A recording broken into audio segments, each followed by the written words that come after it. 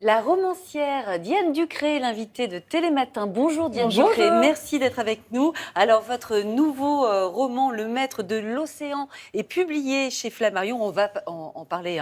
Mais d'abord, vous qui avez écrit de très nombreux livres sur les femmes et la place des femmes dans la société, et notamment il y a eu une série de documentaires dont le titre était « Le pouvoir a-t-il un sexe ?» Alors c'était ma question, est-ce que le pouvoir a un sexe ou alors est-ce qu'il est forcément masculin? Non seulement le pouvoir a un sexe, alors c'est vrai que dans l'histoire, il a été tantôt féminin, en Égypte antique notamment. On a beaucoup de femmes pharaons qui ont régné pendant parfois 40 ans avec des règnes pacifiques, ce qui était assez rare pour les hommes. Il est devenu largement masculin chez nous, surtout au XVIIIe siècle, avec la Révolution française, qui a un peu chassé les femmes du pouvoir, alors qu'on se prétendait très universaliste. Aujourd'hui, ça a tendance à changer, mais surtout, ce qu'on voit, c'est vrai que le pouvoir, c'est vraiment une expérience sexuée, surtout.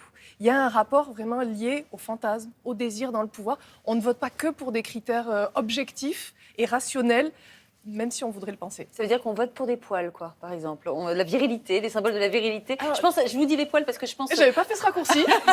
Je vais y réfléchir. Je pense à la photo d'Emmanuel Macron où on voit son torse velu. Vous pensez que ça, c'est un argument de vote? Alors, personnellement, j'aime beaucoup les années 70 et le style allemand Naturlich, donc ça ne me gêne pas. Oui, je pense que ça peut être. Évidemment, on ne peut pas penser que ça n'ait pas été réfléchi et que la photo n'ait pas été passée au crible, au peigne fin. Vous savez, à l'extrême. Il dit que non, lui. À l'extrême, vous avez Vladimir Poutine qui, en effet, se met torse nu complètement là, mais torse nu sur un cheval. Mussolini faisait pareil, donc c'est jamais un très bon signe, en fait. Quand on met en avant la virilité comme ça, masculine, c'est souvent un signe quand même d'extrême et d'extrémisme. Julia a évoqué l'élection présidentielle. Vous avez forcément vu les images de dimanche soir. On voulait vous faire réagir à la place qu'avait Brigitte Macron, qui était apparue aux côtés de son mari, qui est monté sur la scène, qui a été interrogé après. Vous en avez pensé quoi? Ça vous a fait... Qu'est-ce que ça vous inspire? Beaucoup ces de images-là? sobriété. Ouais. Elle est vraiment une vigie de sobriété qui apparaît avec lui, et son rôle est absolument capital. C'est ce qui permet finalement d'avoir cette image d'Épinal de famille comme ça, avec les enfants qui apparaissent. J'aime beaucoup, on parlait de l'Égypte antique il y a quelques instants. Une femme pouvait gouverner sans un homme, mais un homme ne pouvait pas gouverner sans une femme. Il devait avoir avec lui une déesse, une femme qui incarnait justement la mère, qui incarnait la féminité, le pouvoir au féminin. Mais une femme d'eux, malgré tout. Oui, mais une femme pouvait être pharaon sans homme, et d'ailleurs elle ne se mariait pas pour ne pas avoir à partager le pouvoir. Ah, pas mal. Elles étaient assez malines. Ouais. Donc là, ça me fait penser au pharaon avec son image, son incarnation de la féminité à côté de lui. Et sa femme totalement indispensable, évidemment. Mais est-ce que de cette femme indispensable, mais qui reste une femme d'eux, comme le disait Maya, est-ce qu'on pourrait un jour imaginer avoir une femme à l'Élysée, quoi?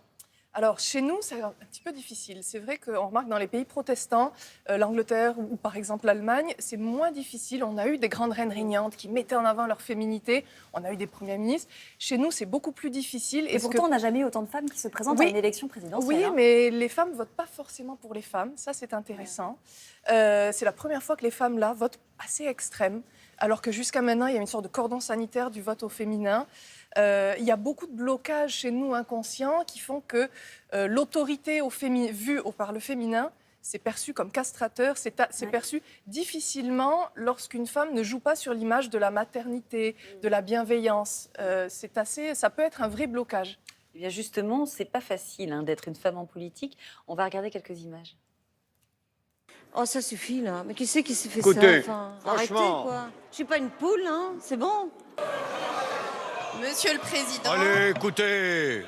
Mesdames et Messieurs les députés, mais surtout Messieurs, visiblement, Vous venez de dire à mon propos, pendant que je parlais de la parité, c'est qui cette nana? Faites un rappel à l'ordre, Madame le Président. C'est Madame la Présidente. Alors, est-ce que la parité, c'est une bonne chose? Est-ce qu'il faut forcer la main, Diane Ducré? La parité, c'est insupportable. Mais ce qui est insupportable, c'est qu'on doive passer par cette obligation, je l'espère, transitoire et temporaire. Le temps, finalement, que des femmes compétentes arrivent au pouvoir, fassent leurs preuves et que sur une génération, finalement, cela devienne une normalité. Mais c'est vrai que c'est insupportable parce que la parité, c'est un quota. Qui dit quota dit donc diversité, dit minorité. Or, les femmes ne sont pas minoritaires, ni en politique, ni dans le corps électoral où elles sont même majoritaires.